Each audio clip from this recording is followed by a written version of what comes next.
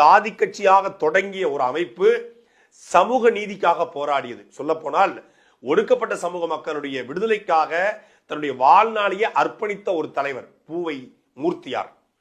அவர் MA economics முடிக்கிறாரு. அதுக்கப்புறம் சட்டம் படிக்கிறாரு. சட்டம் படிச்சுட்டு அம்பேத்கர் மக்கள் இயக்கம்னு தொடங்குறாரு. அதுக்கப்புறம் அதை புரட்சி பாரதமா மாத்துறாரு.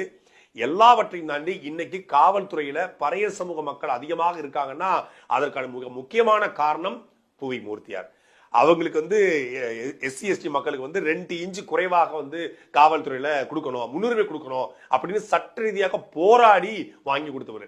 இன்னைக்கு சென்னையில அம்பேத்கர் மணிமண்டம் அமைவதற்கும் அவர் தான் காரணமா இருந்தார். அப்படி பல சமூகம் இன்னைக்கு அம்பேத்கர் லா காலேஜில் பல 100 மாணவர்கள் படித்து பட்டம் பெற்று வருவதற்கு காரணமாக இருந்தவர் பூவை மூர்த்தியார். ஒரு சமூகம் படிச்சு அதுவும் சட்டம் படிச்சு நாம சட்டத்தை நம்ம கையில வச்சுக்கணும். சட்டம் நமக்கு தெரிஞ்சா நம்மளை யாராலையும் வீழ்த்த முடியாது, சும்மா நம்மளை அரெஸ்ட் பண்ணி போட முடியாது, சும்மா நம்மளை சாதி பெற சொல்லி நம்மளை ஒடுக்க முடியாது என்று இந்த வட மாவட்டங்கள்ல அதிக இளைஞர்களை படிக்க வச்சார். குறிப்பா வடசென்னை பகுதிகளில் அவருடைய தாக்கம் பெரிய தாக்கம். அவரை இதுவரைக்கும் எந்த படத்திலையும் காட்சிப்படுத்தல. அரசியல் தலைவர்களே அவரை மறந்து போனார்கள்.